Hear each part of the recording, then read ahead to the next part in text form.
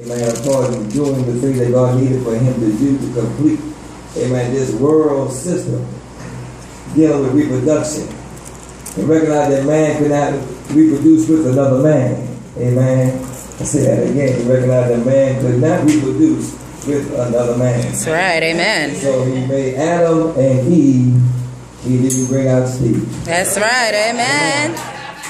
So he made a woman.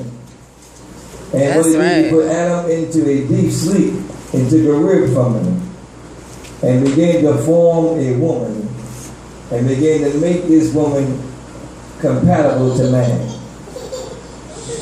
What I like about God is what he did with women was he made women, he gave them three attributes. One was intellect. He made them intelligent and able to be able to see, think, hear, and recognize things that are around them. There's a certain spirit that God put in a woman that he didn't put in man. A woman can sense something from afar that a man may not recognize, whether it be another woman or another man, or just a situation in area. A woman can take a $10 bill and break it down and put it to 100 places. Where for some reason as men we just can't seem to see it that way. A woman knows how to take one piece of bread and break it down and make a meal out of it. Amen. Flip it, whatever you got to do, but she knows how to break that thing down. Which is a line and a sign of intellect. Then he gave you a spirit of mortality. There's a moral spirit in women, that there's an emotional thing that make women, amen, have a reaching capacity to feel a pain that man don't feel. Not only a physical pain, but an emotional pain, a moral pain. Whereas most of the time we'll say, you know what, I'm sick of this, I'm out, I'm gone. A woman will say, you know what, but there is room for help. Let's see what we can do to make this thing work. Amen. Let's try to help this woman. Let's try to help that one. That moral spirit is always reaching out to somebody. Whereas most of the time we're like, you know what, I had enough, I'm done. We did our part. Amen? Brothers? Amen.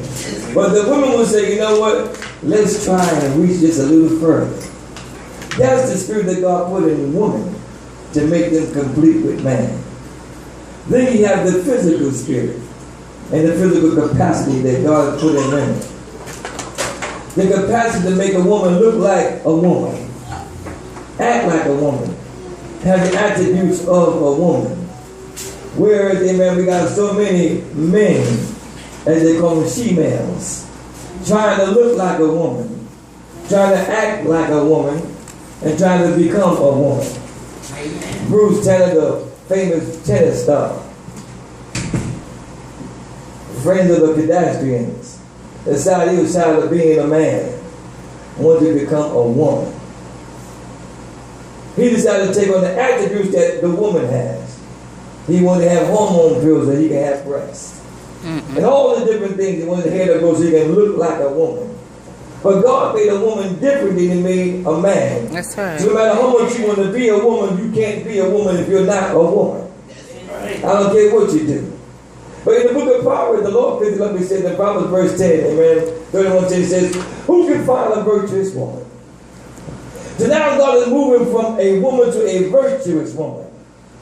A woman whose rubies is so far beyond compared that there is no cost, there is no level of what her amount could be.